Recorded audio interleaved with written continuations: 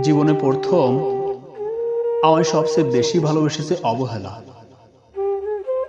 বর্ষার এক দুপুরে কড়া নাড়ে, দরজা খুলতেই আলিঙ্গন করে অনিচ্ছায়। জীবনের ক্ষণে ক্ষণে আপন পর সকলের থেকে বারবার ফিরে এসেছে অবহেলা। দেখলাম কত ঘাত প্রতিঘাত, শত্রু মিত্র।